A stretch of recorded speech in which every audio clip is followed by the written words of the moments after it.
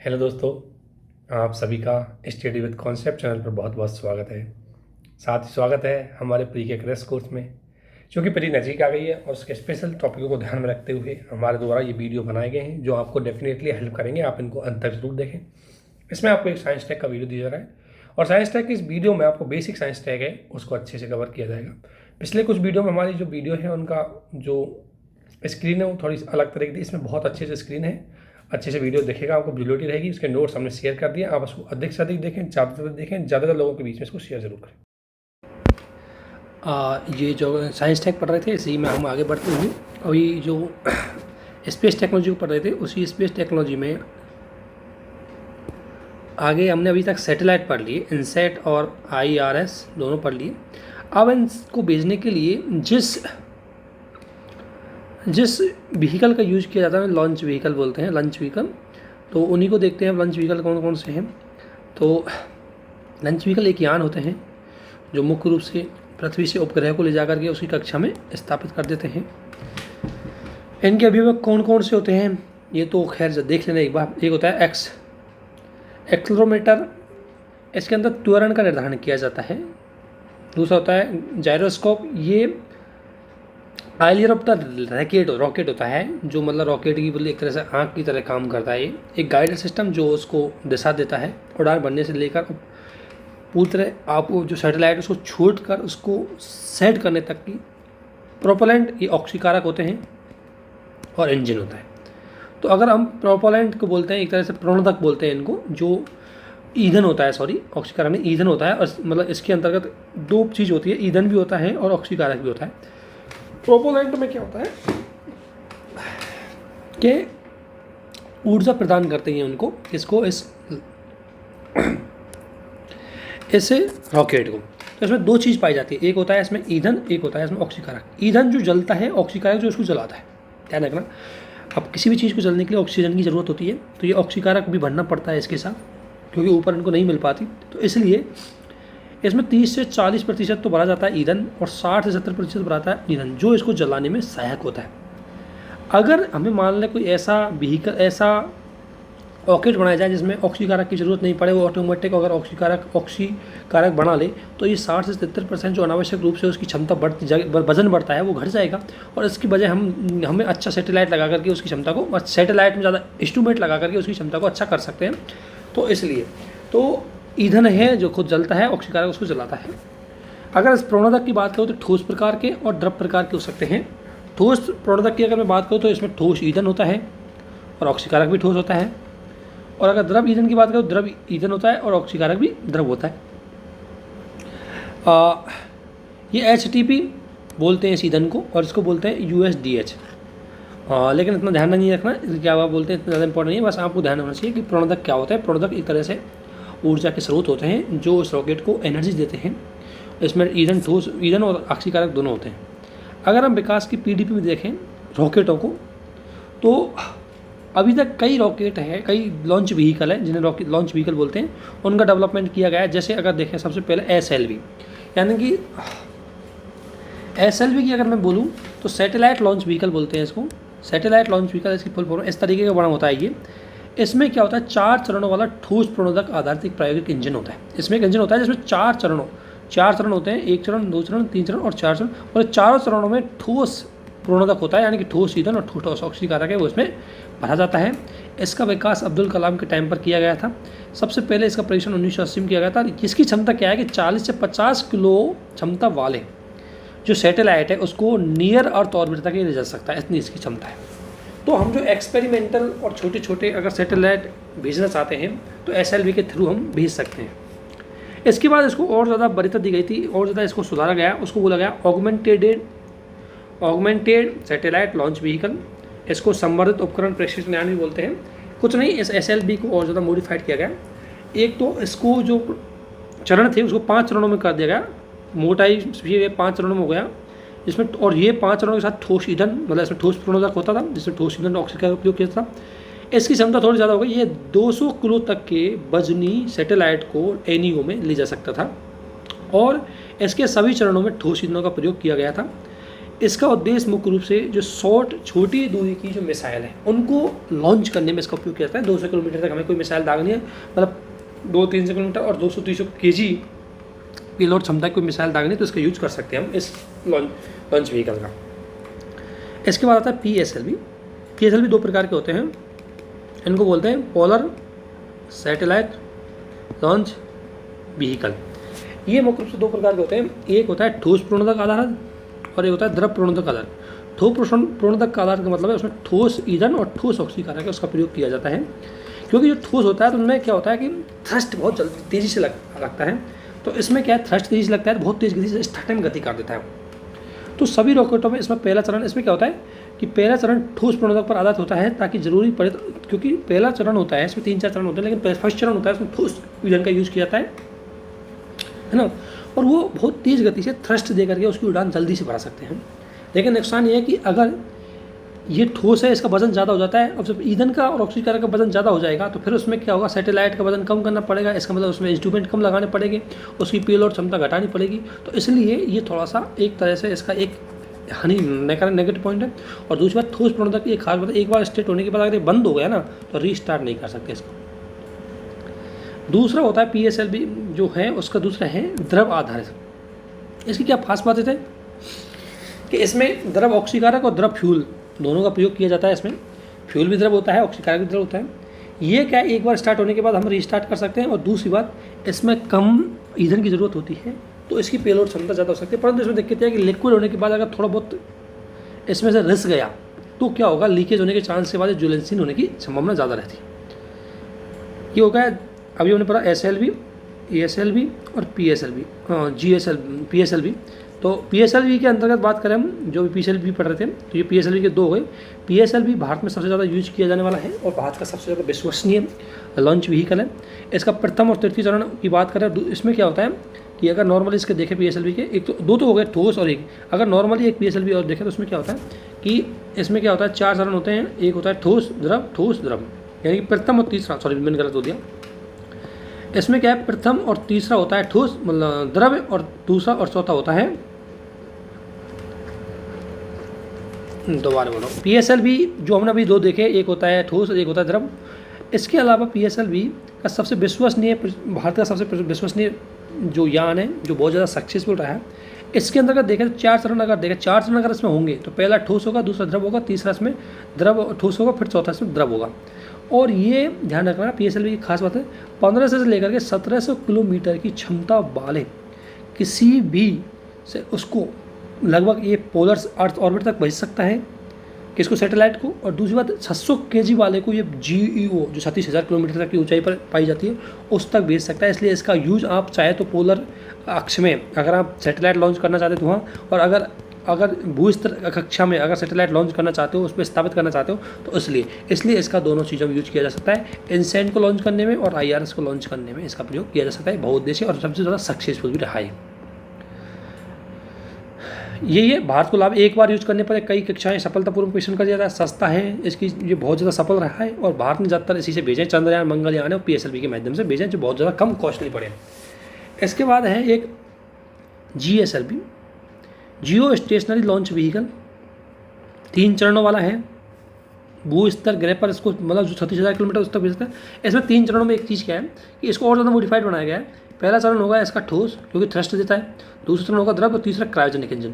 Cryogenic engine क्या होता है कि अगर मान लो उसमें 1 लीटर अगर ईंधन का यूज किया गया है तो उसकी क्षमता ना 2-3 गुना ज़्यादा हो जाती है, बहुत एनर्जी एफिशिएंस होता है वो क्रायोजेनिक इंजन।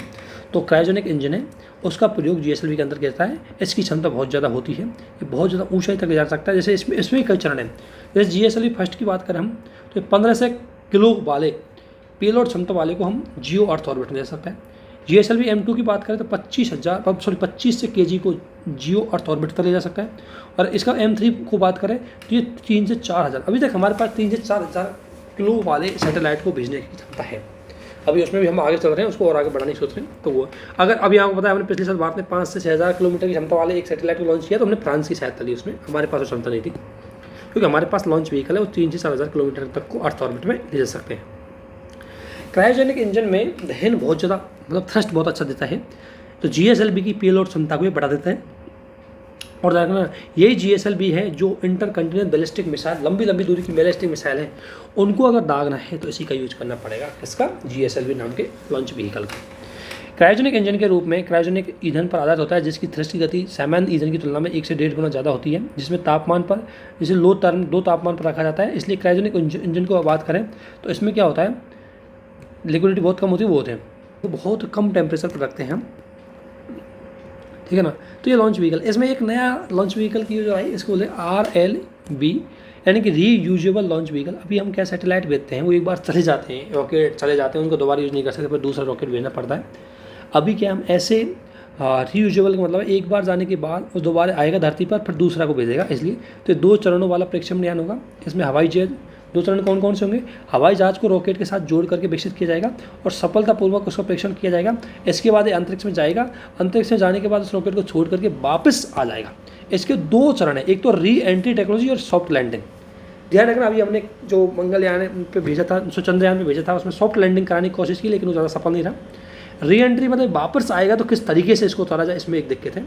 हालांकि भारत RLTD में जो परीक्षण है भारत कर चुका है, लेकिन अभी तक इसका जो सॉफ्ट लैंडिंग है उसको भी हमने करने का प्रयास किया, जा सफल नहीं।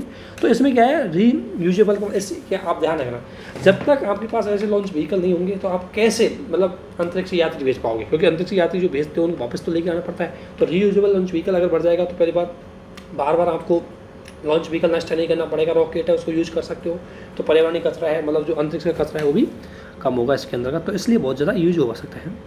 इसके बाद एक आया यूनिफाइड लॉन्च व्हीकल, ये भारत का भविष्य का प्रेक्षण यान है। इसको बढ़ इसमें 2 चरणों वाला अर्ध क्रायोजेनिक तकनीक पर आधारित है ना इंजन का प्रयोग किया जाएगा, जिसकी वजह से इसकी पेलोड क्षमता बढ़ जाएगी। ध्यान रखना, अभी तक ये पेलोड क्षमता भारत की नहीं है, अभी तक 4000 से 5000 kg तक की पेलोड क्षमता है, और इसकी क्षमता ज़्यादा है, ये 6 से 7000 kg के पेलोड को जियो अर्थ ऑर्बिट में स्थापित करने में सक्षम होगा। तो इसका अभी भारत परीक्षण कर रहा है, अगर ये सफल होगा तो हमारे पास फिर लॉन्च व्हीकल बहुत ज़्यादा आगे बढ़ जाएंगे हम लॉन्च व्हीकल। एक होता है स्क्रैम जेट टेक्नोलॉजी पर आधारित। इसमें क्या होता है, स्क्रैम जेट में इस तरीके का बना होता है, देखो स्क्रैम जेट में इसमें क्या होता है, ये होता है इनलेट जिसमें हवा जाएगी आप हवा में। तो इसमें क्या होता है, कुछ नहीं, हम क्या है आपको पता है कि 2 चीज़ डालते हैं, एक ईंधन एक ऑक्सीकारक। तो इसमें ईंधन, अब मैंने क्या बोला कि ऑक्सीकारक अगर ये स्वतः हवा से ही ले ले तो फिर हमें ऑक्सीकारक डालने की जरूरत नहीं पड़े। तो ये स्क्रैम जेट होता है, ये ऑक्सीकारक है, ये हवा से लेता है, वायुमंडल से ऑक्सीकारक प्राप्त करता है। केवल 50 किलोमीटर तक की ऊंचाई तक हम इसमें ऑक्सीकारक देते हैं ईंधन को जलाने के लिए, उसके बाद तो ऑटोमेटिक वहाँ से लेता है। और ये कैसे लेगा, ये इसका स्ट्रक्चर इस तरीके से होता है, इधर से हवा जाएगी इनलेट रूप से, इसमें फ्यूल होगा, फ्यूल के साथ फ्यूल इंजेक्टर होगा यहाँ से, और फिर यहाँ पर हाइपर सोनिक जेट लगे होंगे, तो उसकी तरह से ये बाहर निकाल देगा। तो ये मुख्य रूप से इसमें ध्यान रखना स्क्रैम जेट टेक्नोलॉजी है, जिसमें जो रॉकेट है वो ऑक्सीकारक है वायुमंडल से ही दे लेता है। स्क्रैम जेट टेक्नोलॉजी को बहुत ज़्यादा लाभ होंगे, इसको अधिक वजनी तक हम भेज सकते हैं, क्योंकि ऑक्सीकारक भेजने की जरूरत नहीं पड़ेगी, तो पेलोड क्षमता हम बढ़ा सकते हैं, क्योंकि सबसे ज़्यादा रॉकेट में सबसे ज़्यादा वजन ही होता है उसका ऑक्सीकारक, और उसके बाद ऑक्सीकारक की लागत भी कम हो जाएगी, अंतरिक्ष कार्यक्रमों के लिए बहुत ज़्यादा यूज किया जाएगा, इसलिए बहुत ही ज़्यादा महत्वपूर्ण है। इसके बाद अगर हम बात करें GPS की, global positioning system, global positioning system की अगर बात करें, इस साइंस टेक की श्रेणी क्लास की हम आगे बढ़ते हुए देखते हैं। आज हम पढ़ेंगे थोड़ा सा आगे GPS सिस्टम, जो आपने सभी ने सुन रखा होगा। इस GPS सिस्टम की अगर मैं बात करूं तो यह प्रणाली सर्वप्रथम किसने डेवलप की, अमेरिका के द्वारा विकसित की गई थी, और ये प्रणाली संचार 9 वहन उपग्रहों को लगाकर, संचार उपग्रह मैंने बताए थे आपको GEO पे लगेंगे, और 9 वहन उपग्रह आपको लगेंगे GSO पर, जो मैंने बताया था कि ये 0 से 45 डिग्री भूमध्य रेखा से उसकी ओर लगाए जाते हैं, तो उनको स्थापित किया है इसमें। और इसमें 24 से लेकर के 32 उपग्रहों को लगाया गया था, 32 उपग्रह लगाए गए थे, जो पृथ्वी की अवस्थिति को बता सकते हैं, चलयान स्थिति को, किसी वस्तु को, किसी वाहन को आदि को वैश्विक स्तर पर ट्रैक करने में सक्षम थे। इसलिए 1980 के दशक में जब पहली बार अमेरिका इसको लाया था तो उसको आर्मी के यूज के लिए लाया, लेकिन बाद में इसको नागरिकों के यूज के लिए उसने सौंप दिया। 90 के दशक में दुनिया के बाकी देशों, सभी देशों को मुक्त कर दिया, जिन देशों के पास अपना रिसीवर होना चाहिए, तो वो इस सिस्टम का अपना क्या लग सकते हैं, फायदा उठा सकते हैं। और भारत ने भी अपने अग्नि 3 के परीक्षण में पृथ्वी अर्जुन मिसाइल है, इनमें भी अमेरिका के GPS सिस्टम में इसका यूज किया। लेकिन 1999 के बाद एक स्थिति बदली कि 1999 के बाद अमेरिका ने कारगिल युद्ध में हमारे साथ थोड़ा सा इस जीपीएस सिस्टम का जो कम्युनिकेशन सिस्टम है उसको तोड़ दिया। फिर भारत ने सोचा कि क्यों ना हमें अपना ही जीपीएस सिस्टम करना चाहिए। तो अलग अलग देशों के जीपीएस उसको अलग अलग नाम से जाने जाते हैं। जैसे अमेरिका के को बोलते हैं हम जीपीएस, और रूस को बोलते हैं ग्लोनास। यूरोपियन यूनियन द्वारा जो डेवलप किया उसको बोलते हैं गैलीलियो, ठीक है ना। और चीन के को बोलते हैं बेलाडू, और जापान के को बोलते हैं जेनिथ। तो इनका नाम ध्यान रखना, कभी मिलान किया जाए। तो ये सब अपने हैं वैसे स्तर पर ये जीपीएस है। अब सभी देशों ने धीरे धीरे अपना डेवलप कर लिया। कारगिल, मैंने बताया था कि कारगिल युद्ध के बाद भारत को, जब कारगिल युद्ध के दौरान अमेरिका द्वारा जीपीएस सिस्टम की अचानक से जो कनेक्टिविटी तोड़ दी, भारत ने सोचा कि उन्होंने अपना डेवलप किया। तो उसके बाद भारत ने अपना डेवलप किया IRNSS। दोनों को देखें, लेकिन उससे पहले एक सिस्टम लिया गगन। गगन की अगर फुल फॉर्म देखो, जीपीएस एडेड जियो ऑगमेंटेशन नेविगेशन सिस्टम है, जिसको डेवलप किया गया था इसरो और एयरपोर्ट अथॉरिटी ऑफ इंडिया के द्वारा, जिसका मुख्य उद्देश्य था कि भारत की सीमा के अंदर जो वायु परिवहन और नौ परिवहन हैं उनको जीपीएस की सिस्टम प्रोवाइड किया जाए। ये केवल वायु परिवहन या तक ही सीमित था। इस प्रणाली में IRS प्रणाली का सिग्नल को जोड़ दिया, लेकिन आगे जाकर के ये सबके लिए नहीं था। फिर हम लेके आए IRNS। तो जो गगन है, गगन का केवल एयर कनेक्टिविटी के लिए, एयर नेविगेशन के लिए इसको डेवलप किया गया था। तो बाद में हम IRNS पे आ गए। IRNS को हमने डेवलप किया, ये बहुत ही महत्वपूर्ण हमारा जीपीएस सिस्टम था, है ना। और इसके अंतर्गत इसकी फुल फॉर्म देखें तो Indian regional navigation satellite system है। ये भारत का स्वदेशी है, क्षेत्रीय उपग्रह आधारित। ध्यान रखना, अमेरिका का वैश्विक लेवल पर सूचना प्रोवाइड कर सकता है। हमारा क्षेत्रीय, हमने अमेरिका ने 24 से लेकर के 32 सैटेलाइट है, उनको GEO और GSO पर स्थापित किया। भारत के में 7 सैटेलाइट है, उनको लिया गया। तो इसको नाविक नाम दिया भारतीय प्रधानमंत्री के द्वारा। हालांकि इसका IRNS है, तो ध्यान रखना IRNSS और ये नाविक दोनों एक ही है। ये प्रणाली 2016 से अपना कार्य कर रही है। इस प्रणाली में 7 उपग्रहों को लगाया गया है, जिसमें 3 GEO और 4 HGS। ये ध्यान रखना, एक बार प्रीवियस क्वेश्चन पूछा था। 7 सैटेलाइट है, जिनमें 3 तो लगे हैं GEO पे। GEO पे कितने? GEO पे है 3 और GSO पे है कितना? 4। टोटल 7 लगे। ये GEO ये देंगे कम्युनिकेशन और ये नेविगेशन, दोनों चीज़ें ही प्रोवाइड करवाएंगे। तो इस प्रणाली में 7 सैटेलाइट उनको लगाया गया भारत ने, जबकि अमेरिका में बहुत ज़्यादा 24 है। इसलिए क्षेत्रीय लेवल पर ही नेविगेशन सिस्टम या चीज़ को प्रोवाइड कर सकता है। इसके 2 प्रकार प्रणाली होती है इसमें, एक होता है PPS और एक होता है SPS। प्रिसीजिंग पोजीशन सिंगल, और एक होता है standard position single. Preparation position जो PPS सिस्टम है, ये भुगतान के लिए जो भुगतान इसका पेमेंट करते हैं ये पेड होता है, और ये SPS है, ये अनपेड होता है, जो सभी को मिलता है। इस प्रणाली के माध्यम से हम 10 मीटर, ध्यान रखना, इसके माध्यम से 10 मीटर की गहराई तक ज़मीन के अंदर भी चीज़ को डिटेक्ट कर सकते हैं, और जल के अंतर्गत 20 मीटर तक की गहराई का ज़्यादा ले सकते हैं।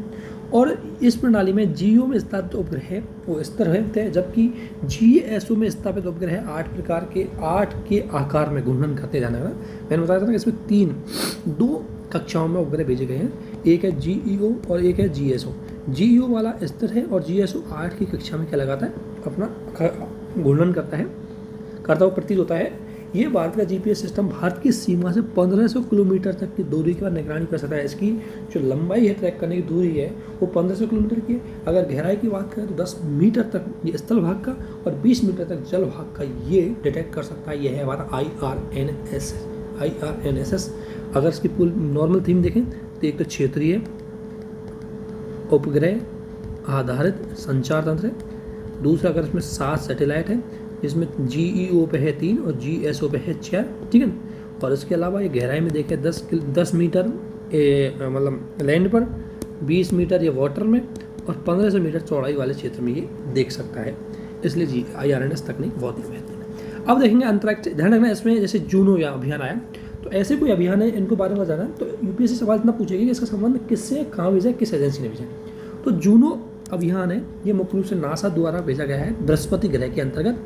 उसकी पूरी चीज़, उसका बृहस्पति की संपूर्ण अध्ययन, उसका पता लगाना, उसकी चुंबकीय चित्र, उसका पता लगाना, वायुमंडल में उसकी भौतिक उपस्थिति है या नहीं है, उसका 3 डायमेंशनल संरचना को पता लगाया जाएगा इसके अंतर्गत। इसके लिए इसको भेजा गया है ना। तो जूनो उपग्रह किसने भेजा है? नासा ने। किस उद्देश्य से भेजा है? कि वो बृहस्पति का अध्ययन कर गया है। क्यूरियोसिटी रोवर की अगर मैं बात करूँ तो ये भी नासा के द्वारा भेजा गया है। ये मंगल ग्रह पर भेजा गया था 2011 में। और इस मंगल ग्रह, ये मुख्य रूप से इसका उद्देश्य मंगल ग्रह पर वायुमंडल का सघन अध्ययन करना और जीवन की संभावना वहाँ पर एक खोजेगा। ये क्यूरियोसिटी रोवर है। और इस अभियान के तहत रोवर नाम का एक रोबोटिक है, उसको भी इसमें साथ भेजा गया है, जो नीचे उतर करके इसमें से उतर करके नीचे, और फिर वो देखेगा कि यहाँ पर मानव जीवन है, उसकी संभावना है या नहीं है, या कोई माइक्रो बैक्टीरिया, माइक्रो जीव यहाँ पर पाए जाते हैं या नहीं है, उनको ये देखेगा। तो क्यूरियोसिटी रोवर ये भी नासा का है, लेकिन इसमें रोबोट भेजा है, क्यूरियोसिटी नाम का, ये मंगलयान पर भेजा है। इसके अलावा एक है न्यू हॉरिजन। न्यू हॉरिजन की बात करें तो ये भी नासा के द्वारा कूपियर बेल्ट है, इसको बताऊँगा कूपियर बेल्ट क्या होता है। कूपियर बेल्ट के अध्ययन के लिए भेजा गया। कूपियर बेल्ट कुछ नहीं, एक बर्फीले वस्तु वाला क्षेत्र है जो सूर्य के बाहर में जो अन्य दो सौर मंडल के अध्ययन का सहायता करेगा, यानी कि सूर्य के बाहर सूर्य इस वायुमंडल के जो ब्रह्मांड है इसके बाहर, मतलब सौर मंडल है, इसके बाहर सौर मंडल का ये अध्ययन करेगा। तो उस एरिया को कूपियर बेल्ट बोलते हैं, जिसके अध्ययन के लिए इसको भेजा है, जिसके माध्यम से उसकी चीज़ें हैं उनके बारे में पता लगाएगा। तो इसके लिए ये महत्वपूर्ण है। जैसे कूपियर बेल्ट की अगर मैं बात करूँ तो ये क्या है, जैसे ये बेल नाइट बेल्ट है, पृथ्वी के वायुमंडल सुरक्षित रखने वाला, वायुमंडल को नष्ट होने से बचाता है। एक होता है क्यूपियर बेल्ट और एक होता है Ben align belt. Ben align belt की अगर मैं बात करूँ तो पृथ्वी के वायुमंडल है, इसको सुरक्षित रखता है। और अगर मैं क्यूपियर बेल्ट की बात करूँ तो ये सूर्य से 30 से 40 जो इसकी यूनिट है ना, उस दूरी से नेपच्यून के बाहर का क्षेत्र होता है, उसे मतलब कुल मिलाकर के सौरमंडल के बाहर का ये क्षेत्र होता है, कूपियर बेल्ट है, उसका ये अध्ययन करेगा। उसके लिए भेजा गया है ये हमारे के द्वारा, कौन सा, न्यू हॉरिजन, किसके द्वारा, अमेरिका के द्वारा। ये बहुत ज़्यादा इंपॉर्टेंट हो जाता है। 3 चीज़ पढ़नी है तो हमें कभी पढ़ना है, कोई अगर कोई भी ग्रह या ग्रह के बारे में जानना है तो किसने भेजा है, किस उद्देश्य के लिए भेजा है, ये ज़्यादा इंपॉर्टेंट है, ठीक है ना। इसके अलावा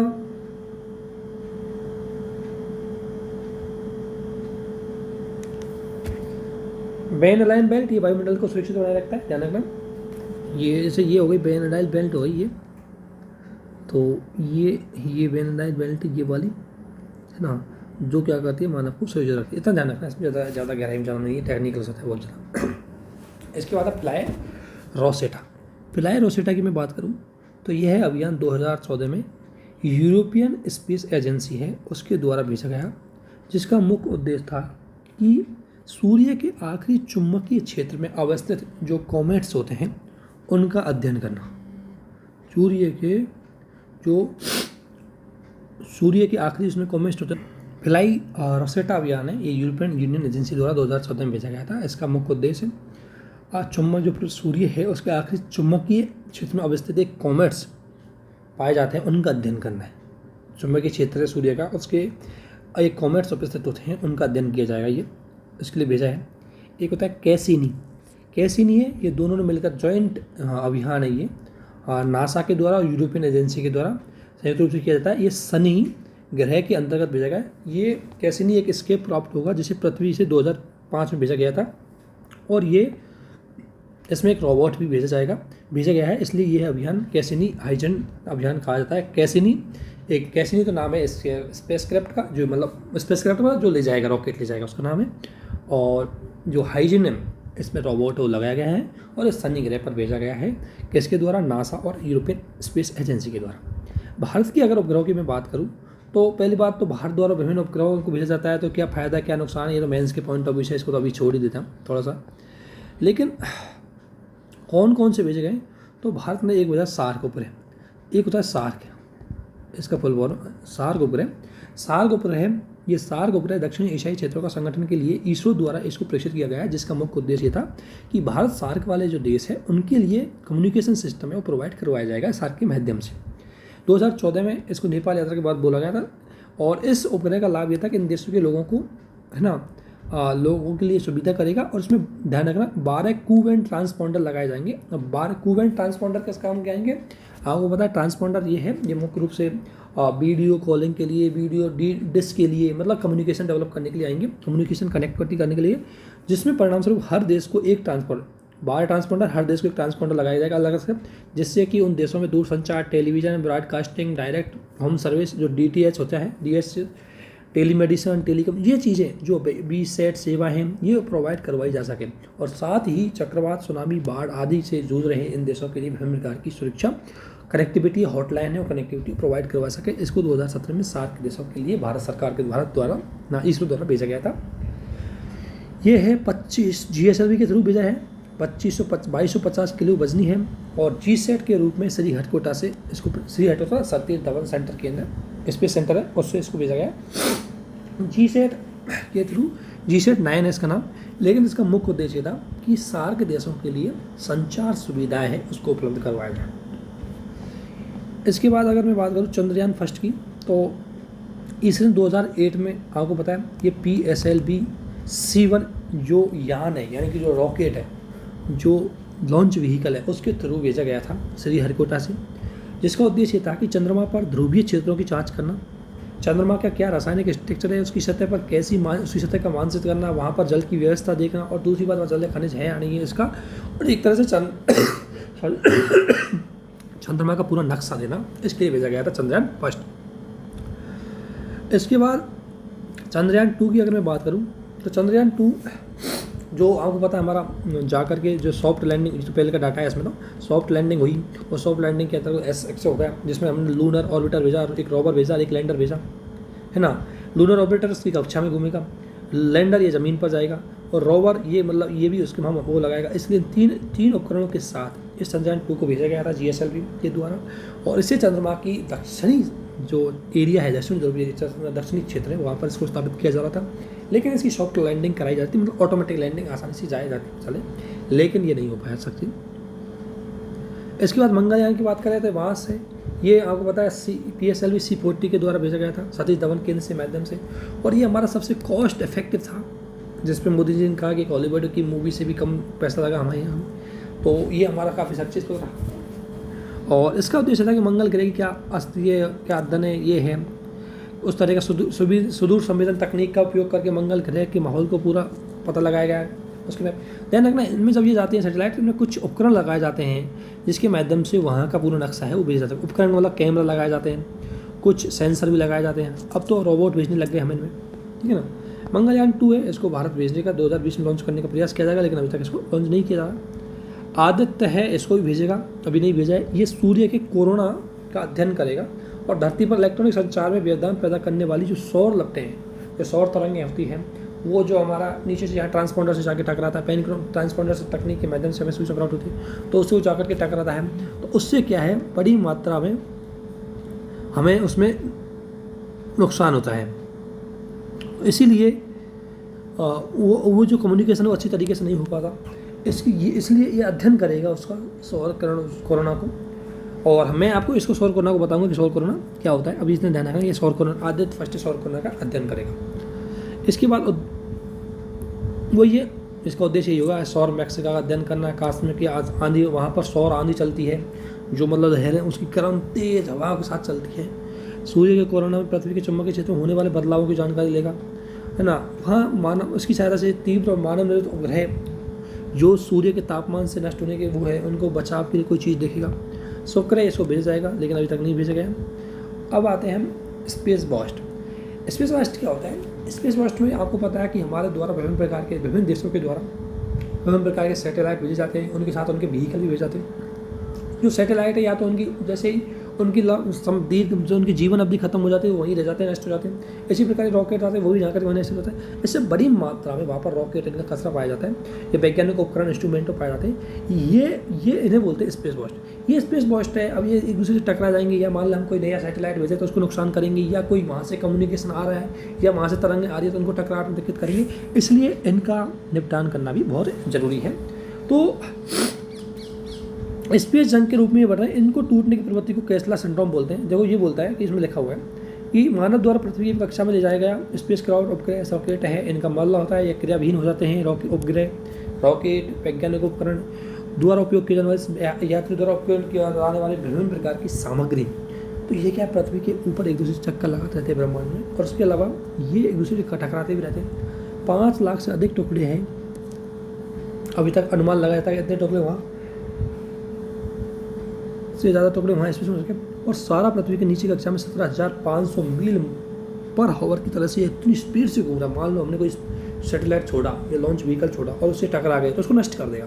तो इसलिए इनका जो निपटान ज़रूरी है। समस्या क्या है कि एक तो मैंने बताया था कि हमारी जो कॉल ड्रॉप होती है हो सकता है जो हमारा ट्रांसपोंडर तकनीक के माध्यम से जो कम्युनिकेशन स्थापित होता है, तो यहाँ से जाएंगे तो बीच में अगर मान लो तरंग रुक गई या वापस आते टाइम तरंग रुक गई इनसे टकरा करके, तो कॉल ड्रॉप होने के चांस रहते हैं। स्थापित उपग्रह बेकार हो चुके हैं तो वो जो हमारे उपग्रह जा रहे हैं उनको टकरा करके उनकी कक्षा को डाइवर्ट कर सकते हैं। नए उपग्रह को पृथ्वी से अलग अलग कक्षा में स्थापित करते समय इनकी समस्या आती है। अन्य विभिन्न प्रकार के जो अभियान है उनमें भी दिक्कत आएगी, तो इसलिए इनको उपयुक्त कारणवश इनका मैनेजमेंट करना ज़रूरी है। तो इसके लिए क्या किया जाए? तो इसके लिए एक तो 2-3 चीज़ कर सकते हैं। एक तो रीयूजेबल लॉन्च व्हीकल को यूज किया जाए, जो एक बार लॉन्च करके वापस आ जाए, वो नष्ट ना हो।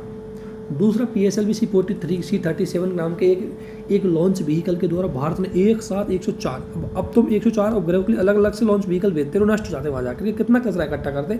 इससे अच्छा है कि एक ही व्हीकल के द्वारा तुम सैकड़ों में क्या कर सकते हो, लॉन्च कर सकते हो किसको, सैटेलाइट को। दूसरी बात, उपग्रहों की संख्या या जो उपग्रह वहाँ कर रहे हैं काम, उनकी जीवन अवधि बढ़ा करके भी हम कम कर सकते हैं। एंटी सैटेलाइट मिसाइल क्या होती है? एंटी सैटेलाइट मिसाइल का मतलब है कि जो परीक्षण किया जाता है, मतलब सैटेलाइट निम्न कक्षा में अपना चक्कर लगा रहा है और अगर उसको क्या करता है, नीचे से कोई मिसाइल दाग करके उसको नष्ट कर देता है। तो इसका परीक्षण जैसे भारत ने भी किया, सब भारत ने, चीन ने, जापान ने, अमेरिका ने कर रखा है। तो इस परीक्षण से भी आप उसको नष्ट कर रहे हो तो इसका मतलब उसका कचरा वहीं रह जा रहा है, तो इसलिए भी एक नुकसान। इसके अलावा फ्रांस, चीन, ब्रिटेन, यूरोप आदि देशों ने कई सारे उपाय हैं वो अपनाए हैं। इसको ऐसा नहीं कि उस कचरे को कम करने के लिए देश है, विभिन्न देशों ने अपनी भूमिका निभाई है। तो एक तो क्या किया जाए, लेज़र के माध्यम से इनको नष्ट करने का प्रयास किया जा रहा है। दूसरा, रोबोट भेज करके ये क्या करेंगे, उस अपशिष्ट को लेकर आए और ग्रेव यार्ड ऑर्बिट को धकेलना और वहाँ से इसे नेट के माध्यम से पृथ्वी पर लाकर समुद्र में गिरा देने की बात की जा रही है कि इसको उस स्पेस से लेकर के आ जाए। दूसरा, नैनो उपग्रह सैटेलाइट। अब तुम बड़े उपग्रह भेज दे तो उसका बड़ा कचरा होगा, इसलिए छोटे छोटे उपग्रह भेजो, छोटे छोटे कचरा।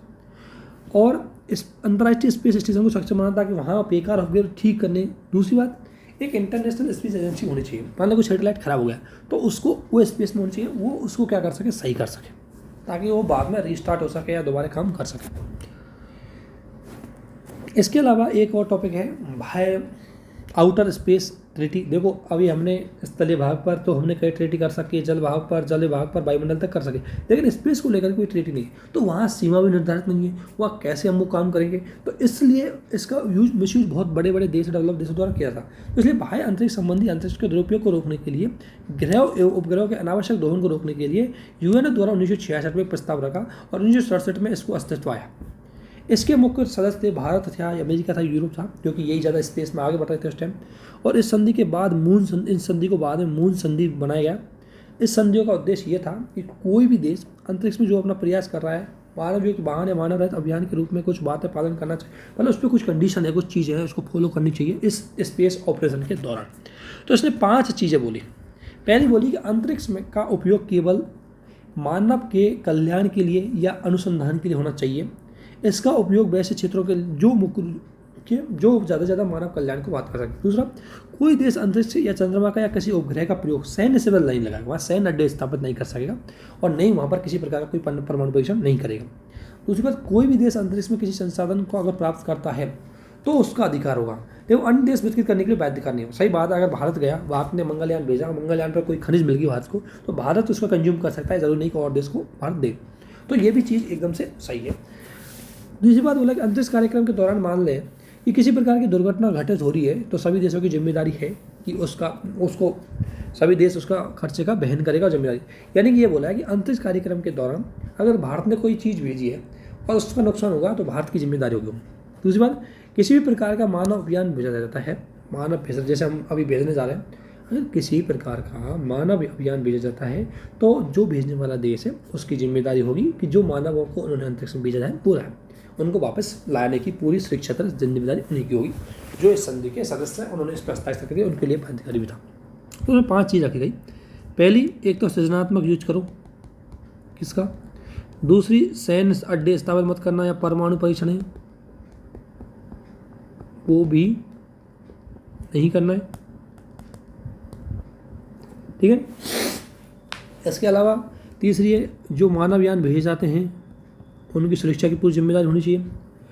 चौथी, इसका यह था कि अगर किसी देश को कोई संसाधन प्राप्त होते हैं तो उसका उपभोग करने की पूरा अधिकार उसी के पास है। तो इस तरह की चीज़ें इसके अंतर्गत रखी गई थी, 4-5 संदेश के अंदर की गई स्पेस के अंतर्गत। अब इसी श्रृंखला में आगे बढ़ते हुए डिफेंस में जाते हैं। तो डिफेंस का देखेंगे हम क्या क्या, डिफेंस टेक्नोलॉजी है, ये भी काफ़ी इंपॉर्टेंट है, परी के सवाल यहाँ से आ जाते हैं। डिफेंस टेक्नोलॉजी के अंदर देखें संस्थागत विकास, इसकी missile, radar, sonar, laser, missile defence system, aeronautic system, navy, tank, इन विभिन्न चीज़ों की टेक्नोलॉजी है, इसको हम देखने की इसमें कोशिश करेंगे। तो सबसे पहले इंस्टीट्यूशनल सेटअप की बात करें तो भारत ने रक्षा क्षेत्र में अपना आत्मनिर्भर स्थापित करने और अपनी संप्रभुता को मजबूत करने के उद्देश्य से सबसे पहले स्वदेशी रूप से विकसित करने के लिए डॉक्टर DS कोठारी एक नाम का एक कमीशन गठन किया और उस कमेटी रिकमेंडेशन की। उसके बाद DRDO गठन किया गया। DRDO फुल फॉर्म में department of research and defence and research development organisation, इसका फुल फॉर्म है defence and research development organisation. ये शीर्ष रक्षा संस्था के रूप में नई दिल्ली में 1958 में स्थापित किया गया था DRDO। उसके बाद इसके DRDO के अधीन एक DRDL बनाई गई थी, जिसका मतलब डिफेंस रिसर्च डेवलपमेंट लेबोरेटरी का गठन किया गया था इसके अंदर। फिर इंदिरा गांधी के अनुरोध कर डॉक्टर APJ अब्दुल कलाम इसको चेयरमैन के रूप में नामित किया और इसी DRDL के द्वारा 1983 के अंतर्गत एक भारत में कार्यक्रम चलाया गया जिसे IGMDP यानी कि integrated guided missile development programme, इसकी फुल फॉर्म है integrated guided missile development programme. तो इसको चलाया गया था, जिसके अंतर्गत 5 टाइप की मिसाइलों को सफलतापूर्वक परीक्षण किया गया था। 5 टाइप की मिसाइलों का अगर नाम देखें PATNA, P का मतलब पृथ्वी, A का मतलब अग्नि, T का मतलब हो गया त्रिशूल और N का मतलब नाग और A का मतलब आकाश। ये 5 टाइप की मिसाइल है वो जिनकी दूरी, जिनकी क्षमता अलग अलग थी, इसी इंटीग्रेटेड गाइड डेवलपमेंट प्रोग्राम के अंतर्गत भारत द्वारा डेवलप की गई थी, जो डॉक्टर APJ अब्दुल कलाम की देखरेख में हुआ था। इसके परिणामस्वरूप जब भारत मिसाइलों में आगे बढ़ा तो विकसित देशों के द्वारा, अन्य देशों के द्वारा MTCR को अस्तित्व में लाया गया था। MTCR है मिसाइल टेक्नोलॉजी कंट्रोल रेजिम, यानी कि मिसाइल की टेक्नोलॉजी के निर्यात पर कंट्रोल लगाया जाए ताकि मिसाइल का परीक्षण और नियंत्रण और वृद्धि और देश ना कर सके, इसको लेकर है। लेकिन बाद में ताकि भारत की, और ये उद्देश्य था कि भारत के कार्यक्रम को थोड़ा ढील जाए, क्योंकि भारत बहुत ज़बरदस्त तरीके से इसमें मिसाइल क्षेत्र में आगे बढ़ चुका था और इसी कार्यक्रम की सक्सेस के बाद ही इस डॉक्टर APJ अब्दुल कलाम को मिसाइल मैन की संज्ञा दी गई थी। अब मिसाइल के बारे में पढ़ेंगे हम कि एक ही चीज़ को लेंगे जो इम्पोर्टेंट है उसको ध्यान रखना। मिसाइल क्या होती है?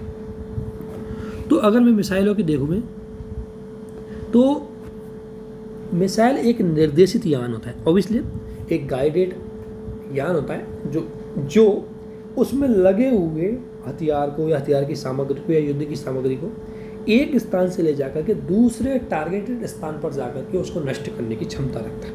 ये होता है मिसाइल। जैसे मिसाइल का अगर नॉर्मली आगे देखें, जैसे मिसाइल है, ये होगा इसका बाहर हेड, जिसमें वीपन या कोई हम वीपन लगा सकते हैं। वेपन, अगर वीपन की बात करें, कोई वेपन हो, जैसे केमिकल वेपन भी लगा सकते हैं, जैसे इसमें बायोलॉजिकल वेपन भी लगा सकते हैं, या इसमें कोई बम है, जो भी है वो लगा सकते हैं इसमें। फिर इसके बाद इसमें गाइडर होता है। गाइडर में GPS सिस्टम होता है, रडार लगा होता है, लेज़र लगा होता है, हीट लगा होता है, रेडिएशन इलेक्ट्रॉनिक सिस्टम होता है।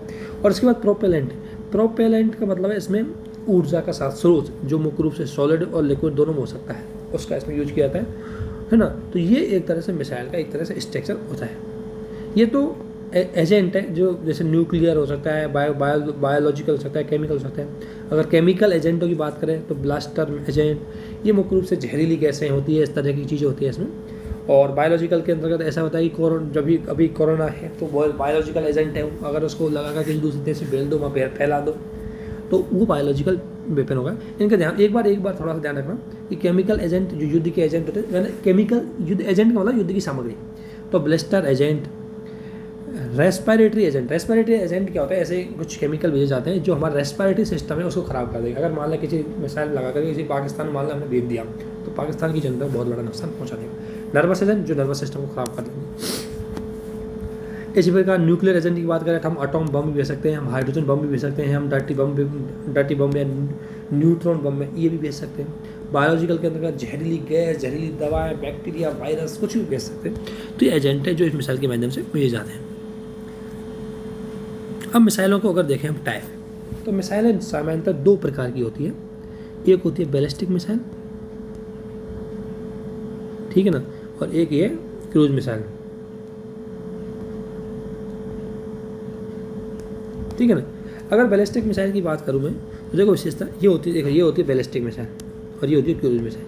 बैलिस्टिक मिसाइल क्या है, पहले इनका एक पथ है, पहले से इनका टारगेट है, मतलब किस ये रास्ते से जाएंगी, किस एरिया मतलब बेस से जाएंगी, ये पहले से डिसाइड हो जाएगा। तो ये पहले क्या है, मान लो यहाँ टारगेट है कोई, तो पहले यहाँ से जाएंगी, यहाँ से उठने के बाद वायुमंडल को क्रॉस करेंगी, जो पृथ्वी वायुमंडल जहाँ पर वो क्रॉस करेंगी।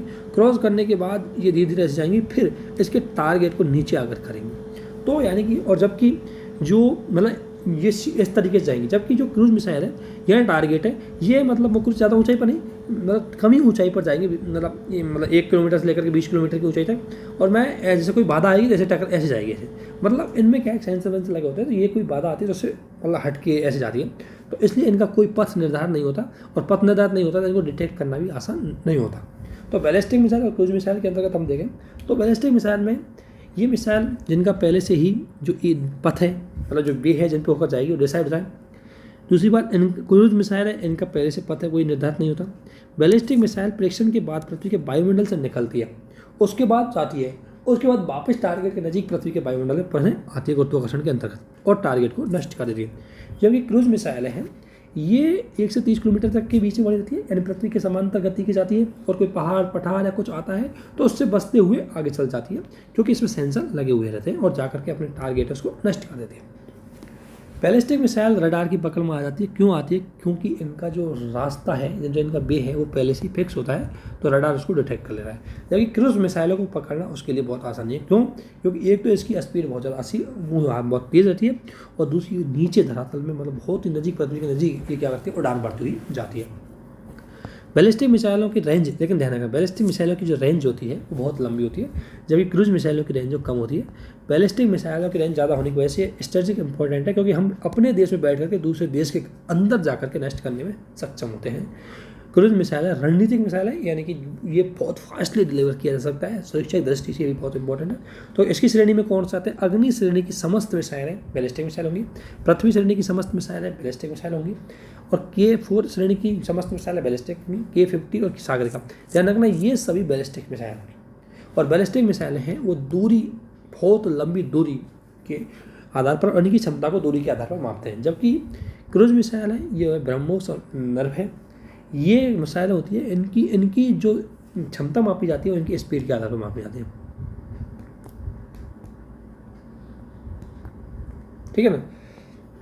अब हम बैलिस्टिक मिसाइल हमने जो पढ़ी, इनको अगर इनकी रेंज के आधार पर, इनकी क्षमता आधार पर देखें तो ये होती है बैलिस्टिक मिसाइल रेंज के आधार पर अगर इनको देखें तो जैसे ये हो गई SRBM यानी कि short range ballistic missile, MRBM या IRBM यानी मीडियम रेंज बैलिस्टिक मिसाइल या इंटरमीडिएट रेंज मिसाइल, और ये LRBM या ICBM। LRBM का मतलब लॉन्ग रेंज बैलिस्टिक मिसाइल, और ICBM का मतलब इंटर कंटिन्यूअल बैलिस्टिक मिसाइल। यानी कि अगर इनकी दूरी, ये इनकी क्षमता 1 किलोमीटर से लेकर 1000 किलोमीटर तक की है तो ये होंगी SRBM। जैसे पृथ्वी परिवार की समस्त बैलिस्टिक मिसाइल होती है वो SRBM की होती है, पृथ्वी परिवार की। अब पृथ्वी 1, 2, 3, 4 कुछ भी हो सकती है। इसी प्रकार के IRBM या MRBM ये 1000 किलोमीटर से लेकर के निशाना 5000 किलोमीटर तक के लंबी दूरी तक निशाना लगानी होती है। अग्नि परिवार की मिसाइल 1, 2, 3 और 4, अग्नि परिवार की 1, 2, 3, 4 ये आती है मीडियम रेंज बैलिस्टिक मिसाइल के अंतर्गत। जबकि लॉन्ग रेंज बैलिस्टिक मिसाइल होती है, इनको इंटर कंटिनेंट बैलिस्टिक मिसाइल बोलते हैं। ये 5000 किलोमीटर से अधिक दूरी तक वे अपना लक्ष्य कर सकती है। इसमें अग्नि 5 और 6 श्रेणी की आती है। इस प्रकार अब आप बैलिस्टिक मिसाइल जाने होंगे। बैलिस्टिक मिसाइल के अंतर्गत पृथ्वी आती है, सागरिका आती है, अग्नि आती है, लेकिन इसमें भी इनके भाग इनकी क्षमताओं के आधार पर। इसके बाद अगर हम आगे देखें तो होती है क्रूज मिसाइल, और क्रूज मिसाइलों का जो वर्गीकरण क्षमता उनकी स्पीड के आधार पर किया जाता है, जैसे सबसोनिक, सुपरसोनिक और हाइपरसोनिक। सबसोनिक का मतलब है ध्यान रखना ध्वनि की स्पीड मापने का जो मापक होता है उसको बोलते हैं मैक, ठीक है ना। तो मैक इनको तो सबसोनिक यानी कि वो क्रूज मिसाइल जिनकी क्षमता 1 मैक से भी कम होती है, उनको बोलते हैं हम सबसोनिक, यानी कि उनकी स्पीड। दूसरी सुपरसोनिक, जो उनकी स्पीड 2 से 7 मैक के बीच में होती है, और हाइपरसोनिक, जब उनकी स्पीड 7 से अधिक की होती है। तो निर्भय श्रेणी की समस्त मिसाइल है वो सुपरसोनिक सबसोनिक के अंतर्गत आती है। ब्रह्मोस 1-2 आती है सुपरसोनिक के अंतर्गत, और ब्रह्मोस 3 आती है हाइपरसोनिक के अंतर्गत, जिसकी स्पीड बहुत ज़्यादा होती है। तो ये चीज़ हमने अभी देखी मिसाइलों की। इसके बाद अगर हम आगे बढ़ें तो ये इसमें आता है रडार। रडार की अगर फुल फॉर्म देखें तो रेडियो डिटेक्शन एंड रैंगिंग होती है, जो मुख्य रूप से इलेक्ट्रोमैग्नेटिक वेव या रेडियो वेव के सिद्धांत पर काम करता है। ये प्रकाश के परावर्तन के सिद्धांत पर काम करता है, जिसके अंतर्गत क्या होती है कि इसमें कई कंपोनेंट होते हैं। इसके अंदर 2 कंपोनेंट होते हैं, एक होता है ट्रांसमीटर और एक होता है रिसीवर। तो ये कैसे काम करता है? इसमें ट्रांसमीटर क्या, इसमें क्या होता है रडार के अंतर्गत कैसे काम करता है? रडार के अंतर्गत ऐसे होता है कि इसमें 2 चीज़ लगी होती है, एक होता है ट्रांसमीटर और एक होता है रिसीवर। तो रडार है ये प्रकाश के परावर्तन सिद्धांत के अंतर्गत करता है। ट्रांसमीटर क्या होता है, यहाँ से कोई चीज़ छोड़ेगा, है ना, और रिसीवर उसको यहाँ से प्राप्त करके इसको इन्फॉर्मेशन दे देगा। तो जैसे कैसे होता है इसमें, ट्रांसमीटर सभी दिशाओं में रेडियो तरंगें छोड़ता है, यानी भेजता है, और इस रेडियो तरंगें जब वो भेजता है तो उनके मार्ग में आने वाली कोई भी वस्तु, चाहे वस्तु चल है या अचल है, जैसे ही उसको टकराएगा वो उससे रिफ्लेक्ट होगा। रिफ्लेक्ट होने के बाद रिसीवर को वो अपनी एक इन्फॉर्मेशन भेज देगा, जिसे रिसीवर वीडियो के माध्यम से, ऑडियो के माध्यम से उसको देख सकता है। तो इसमें क्या होगा कि ट्रांसपोंडमीटर तकनीक के अंतर्गत ये जो ट्रांसमीटर है ये सभी दिशाओं में क्या होती है, अपनी प्रकाश, अपनी रेडियो तरंगें भेजती है। रेडियो तरंगें क्या होती है, कोई वस्तु या कोई चल या अचल वस्तु उनके मार्ग में आती है तो उससे क्या होती है, परावर्तित होती है, और इसके बाद परावर्तित होकर के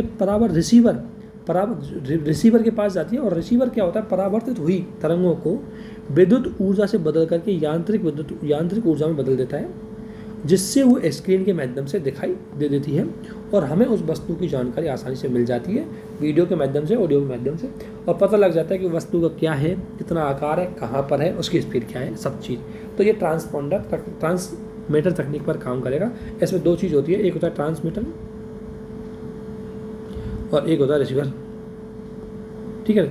ये क्या करेगा, तरंग छोड़ेगा, वस्तु आई उसे टकरा कर रिसीवर के पास आएगी, रिसीवर उसको यांत्रिक वेव को यांत्रिक ऊर्जा में बदल देगा, यांत्रिक तरंग भेज देगा, और इससे हम विजुअलिटी में देख सकेंगे, उसको डिटेक्ट कर पाएंगे। ऑब्वियसली रडार का उपयोग हम कर सकते हैं भारत के अंतर्गत उपयोग किया जाए। रडार को 80 से 90% नागरिक उद्देश्य के लिए किया जाता है, इसको आर्मी को उद्देश्य के लिए किया जाता है। जैसे अगर हमें कोई चीज़ें छानबीन करनी है, जानकारी लगनी है, या किसी शत्रु के हेलीकॉप्टर या उसके उपकरणों को डिटेक्ट करना है, तो हम इस रडार के माध्यम से उसको आसानी से कर सकते हैं। तो इसलिए रडार बहुत महत्वपूर्ण हो जाता है, ठीक है ना। इसके बाद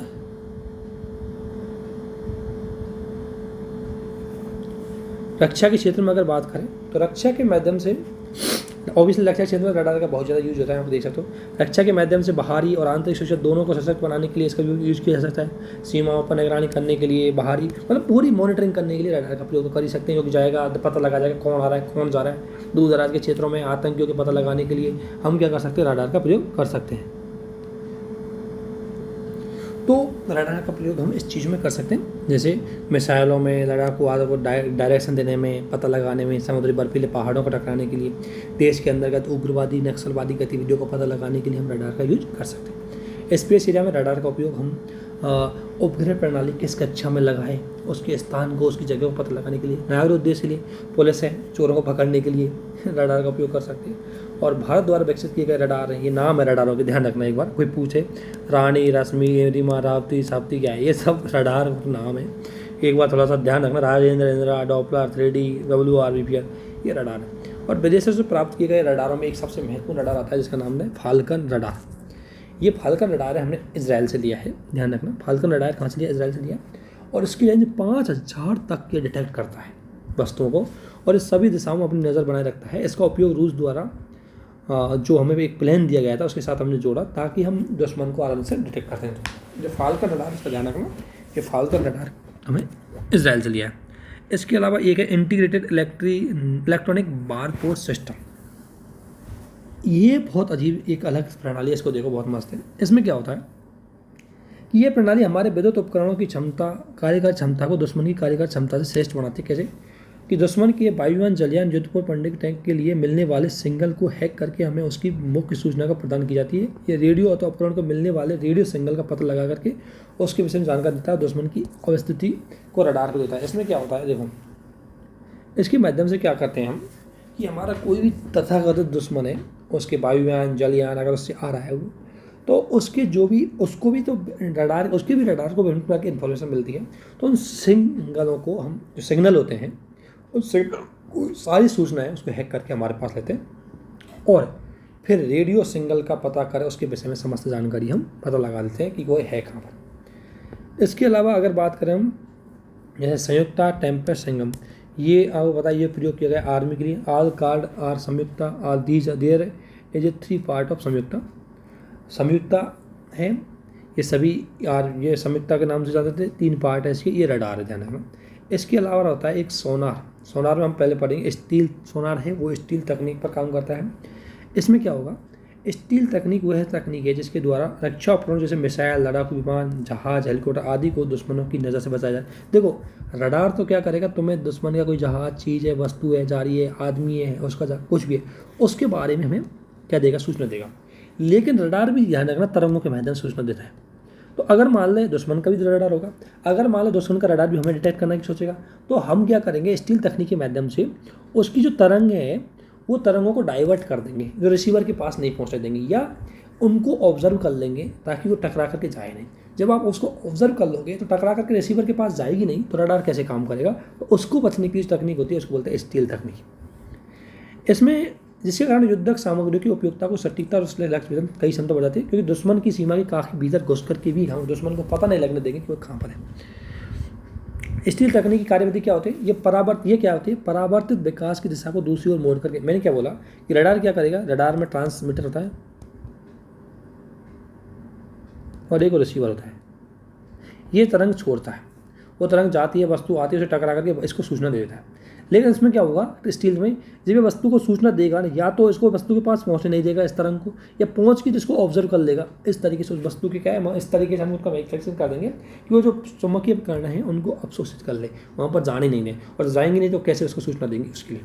तो इसमें क्या किया, या तो हम जो संरचना बदल रहे जैसे जहाज की, जैसे मान लो हमारा हेलीकॉप्टर गया, हमारा वो गया, कोई वायुयान गया, उसको डिटेक्ट करेगा, तो इसको इस तरीके से बना दे कि एक तो उसकी स्ट्रक्चर पर कि उसको डिटेक्ट ना हो पाए, और या पेंट इस तरीके से लगा दे कि ज़्यादा से ज़्यादा तरंगों को अवशोषित कर ले। तो उस तरीके से हम ये रडार प्रणाली, ये स्टील टेक्नोलॉजी बहुत इंपॉर्टेंट होती है। इसके बाद आता है सोनार है। सोनार की बात करो तो साउंड नेविगेशन एंड रैंगिंग है। ये मुख्य रूप से ध्वनि के सिद्धांत पर काम करता है और उसी के आधार पर हमें सूचना प्राप्त देता है। इसमें ट्रांसमीटर और रिसीवर होते हैं और उसी आधार पर काम करते हैं, लेकिन इसमें ध्वनि के आधार पर सूचना प्राप्त की जाती है। तो सबसे महत्वपूर्ण रडार हो गया, स्टील हो गया और सोनार हो गया। अगर इनमें कोई डाउट हो तो मुझे पूछ लेना, मैं और इनको अच्छे से एक्सप्लेन कर दूंगा। इसके बाद आता है टैंक। अगर हम टैंक की बात करूँ तो टैंक ध्यान रखना, हमेशा डिफेंस में, लड़ाई में सबसे आगे पहले पंक्ति के जो रक्षा उपकरण होते हैं, इनके चलाने के लिए निश्चित की आवश्यकता नहीं होती, कभी भी इसको चला दे सकते हैं। अगर इनका वर्गीकरण करें भार के आधार पर तो MBT, MDBT और SBT, main battle tank, medium battle tank और स्मॉल बैटल टैंक। ये 50 टन से ऊपर के वजन वाले होते हैं, ये होते हैं मेन बैटल। मीडियम बैटल ये होता है 30 से 50 टन के होते हैं, और ये इसमें ये 35 टन के होते हैं। ये थोड़ा सा एक इन्फॉर्मेशन ध्यान रखना कि टैंक क्या होते हैं। जो आपको होता है टैंक होते हैं जो जिनमें विभिन्न सामग्री को लेकर के वो युद्ध की चीज़ में लड़ सकते हैं, वो मुख्य रूप से खुद ही अपने आप कई चीज़ें बाहर कर सकते हैं।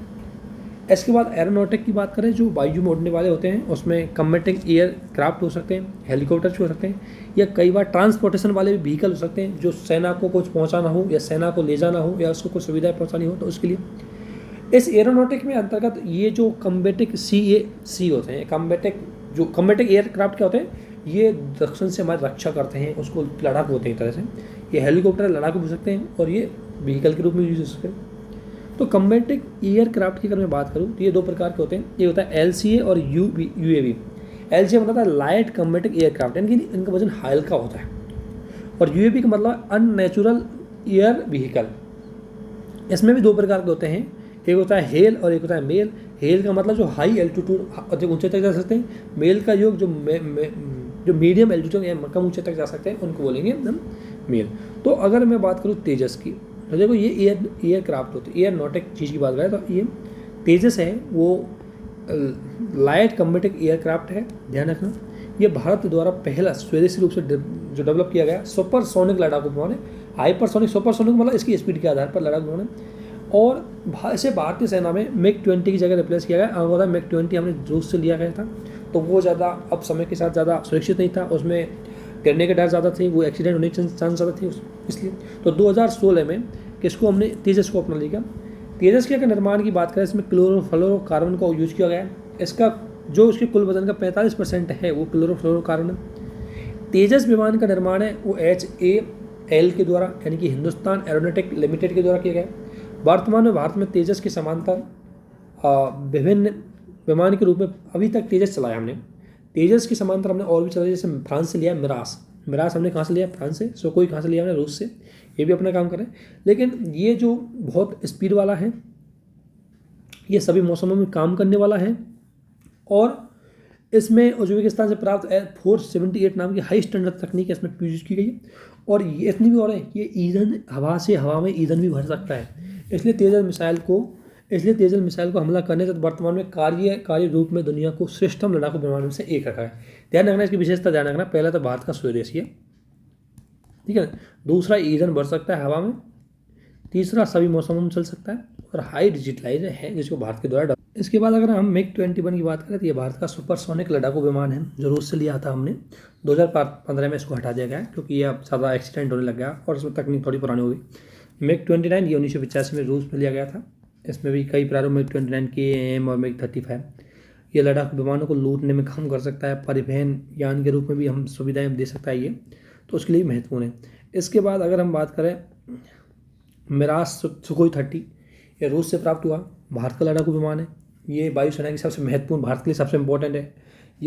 ये छोटे रनवे पर ही लैंड कराया जा सकता है, कहीं से भी उसकी उड़ान भराई सकती है, जो वर्तमान में चल रहा है आर्मी में। ये हमने रूस से लिया है। मिराज 2000 ये फ्रांस की जो डजॉट एवोनिक्स नाम की कंपनी से खरीदा था, फ्रांस से लिया। और अभी इसी कंपनी के द्वारा हमें लड़ाकू जो ये आए हैं अभी विमान, भारत सरकार के द्वारा नए विमान खरीदे हैं, जो 5वीं पीढ़ी के फाइटर विमान है, जिसको इसका नाम बदल कर ये भारतीय वायुसेना वज्र रखा गया था। ध्यान रखना, वज्र ही मिराज 2000 है। ये 4वीं पीढ़ी का लड़ाकू विमान है। ये नाभिकीय युद्ध सामग्री को ले जा सकता है। इस कंपनी के साथ भारत ने रॉफेल है, इसी कंपनी से खरीदा था, जो अभी आए हैं परमाणु। रॉफेल भी काफ़ी एडवांस है इससे ज़्यादा, तो वो 5वीं पीढ़ी के हो जाएंगे, इसलिए उनको यूज किया गया है। तो ये जो मिराज 2000 है ये बहुत ही महत्वपूर्ण है।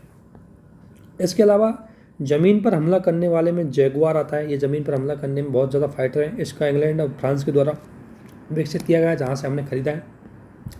मिग 27 ये मिग 23 की जैसा ज़मीन पर हमला करने वाला थोड़ी इनके बारे में एक इन्फॉर्मेशन है। मिग 27 किस काम आता है, वो किस काम आता है ना। इसके अलावा कुछ ड्रोन भी होते हैं। भारत में USA की तरह ड्रोन का निर्माण शुरू कर दिया गया है, जबकि ड्रोन के निर्माण में डार्पा कंपनी सबसे बड़ी कंपनी है, जो ड्रोन बनाने में बहुत ज़्यादा आगे है, जिसका मुख्यालय वाशिंगटन DC में है। भारत में ड्रोन है एक रुस्तम क्या है, ड्रोन है। इसके 3 है, रुस्तम फर्स्ट, रुस्तम 2, रुस्तम 3। रुस्तम फर्स्ट है जो 12 घंटे उड़ने की क्षमता रखता है। ये ड्रोन छोड़ दो 12 घंटे तक उड़ सकता है, आपको सारी सूचना दे सकता है। रुस्तम 2 है, ये 16 घंटे तक, और रुस्तम 3 है 24 घंटे तक उड़ने की सक्षम रखता है। तो रुस्तम 2 को भारत ने सफलतापूर्वक परीक्षण कर लिया है और रुस्तम 3 पर काम चल रहा है। इसके अलावा एक और है हमारे पास, लक्ष्य और निशांत और पांची। लक्ष्य की मैं बात करूँ तो लक्ष्य मानव रहित वायुयान ड्रोन है, जिसका निर्माण का उद्देश्य दुश्मन की गतिविधियों पर हम इसमें कैमरा लगा देंगे, लक्ष्य जाएगा, उसकी निगरानी करके हमें फोटो भेज देगा, तो उसके लिए इसको नुकसान किया गया है। और इसके अलावा ये साथ ही दुश्मन जो आतंकवादी गतिविधि उनका भी पता लगाने के लिए इसको भेजा जाएगा। तो ये थे अब तक के हमने देखा था, ये जो थे ड्रोन देखे, हेलीकॉप्टर देखे, सब चीज़ें। इसके बाद आता है हेलीकॉप्टर। इसमें हेलीकॉप्टर में 2 नाम है। एक नाम आपने देखा होगा ध्रुवा का, और एक देखा होगा रुद्रा का। ध्रुवा क्या है, ध्रुवा का बहुउद्देशीय यूज कर सकते हैं हम, युद्ध के लिए भी यूज कर सकते हैं, इसको सामग्री भेजने के लिए भी यूज कर सकते हैं ध्रुव का। और इसके अलावा रुद्र है, इसको अटैकिंग हेलीकॉप्टर है, ध्यान रखना। तो ध्रुव और रुद्रा 2 हेलीकॉप्टर है। ध्रुव का उपयोग हम मल्टीपर्पज़ के लिए यूज़ कर सकते हैं, ध्रुवों को, यानी कि मल्टीपर्पज़ के लिए उसको सैन्य सामग्री भेजना, आर्मी के लोगों को ले जाना, उसके लिए अधिक ऊंचाई तक उनको सामग्री उपलब्ध करवाना। और जो रुद्र है ये अटैकिंग हेलीकॉप्टर है, ध्यान रखना। इसके बाद है ट्रांसपोर्टेशन व्हीकल। जो जो ट्रांसपोर्टेशन व्हीकल होते हैं, यानी कि आर्मी की सुविधा प्रोवाइड करवाने के लिए अधिक ऊंचाई तक उनको वस्तु सामग्री हथियार आर्मी के लोगों को ले जाने के लिए जिनका यूज़ किया जाता है उनको बोलते हैं ट्रांसपोर्टेशन व्हीकल। तो इसमें IL-78 होता है, ये इसका निर्माण रूस के द्वारा किया गया था और इसके द्वारा ध्यान रखना इसके हवा में ईंधन भरने में सक्षम है और ये एक बार उड़ान भरने के बाद 3 बार उड़ान भर सकता है, 3 बार हवा में उड़ान भर सकता है। एयरक्राफ्ट है ईंधन भर सकता है, यानी कि इसकी IL-78 की खास बात है रूस से लिया गया। पहली खास बात, दूसरी उड़ान हवा में उड़ान भर सकता है और 3 बार इसमें आप पेट्रोल भर सकते हो, मतलब ऑयल भर सकते हो, ईंधन भर सकते हो। इसके बाद G-70 जो ग्लोबल मास्टर ये USA द्वारा विकसित किया गया है और इसका मुख्य एयरक्राफ्ट ट्रांसपोर्टेशन के काम आता है। और इसमें क्या है कि सेना का सामान ले जाना, सामान्य नागरिक के अगर आपदा के टाइम पर उनको बचाना है तो G-17 का यूज कर सकते हैं। इसके बाद आता है सुपर हरक्यूलस, ध्यान रखना ये बहुत ज़्यादा है।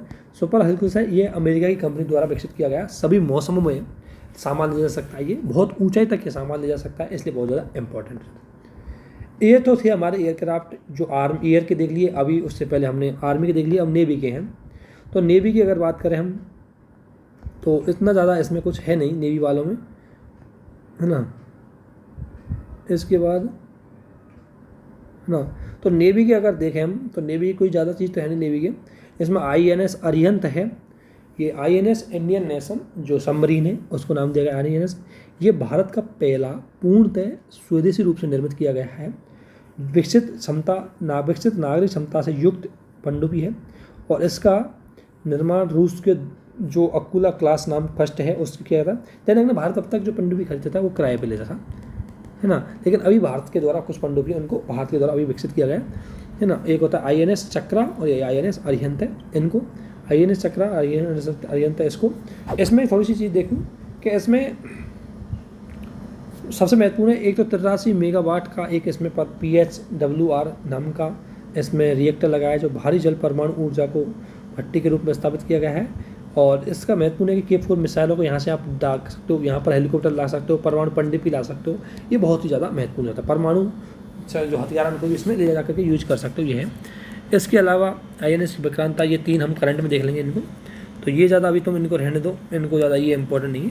तो ये डिफेंस की चीज़ है जो आपने देखी अभी, और ये तो आप देख लेना। रेंज ऑफ मिसाइल पृथ्वी की बात करूँ, पृथ्वी फर्स्ट, तो ये 2 से इसलिए पृथ्वी आती है कि इसमें जो स्मॉल रेंज मिसाइल होती है उसमें ये तो पृथ्वी फर्स्ट 200 किलोमीटर तक, ये 300 किलोमीटर तक, ये 360-700 किलोमीटर तक। अग्नि की बात करो तो अग्नि फर्स्ट 1000, अग्नि सेकंड 2000, अग्नि थर्ड 3000, अग्नि फोर 4000, अग्नि 5 5000 और भारत अग्नि 6 पे काम कर रहा है जो इंटर कॉन्टिनेंटल बैलिस्टिक मिसाइल के रूप में हो जाएगी। तो ये इतना ही था। इसके बाद हम फोटोनिक्स नाम की एक विज्ञान की एक शाखा और उसको देखेंगे। तो अब ज़्यादा बचा नहीं है साइंस टेक में, बेसिक चीज़ें हो गई है। Okay, thank you.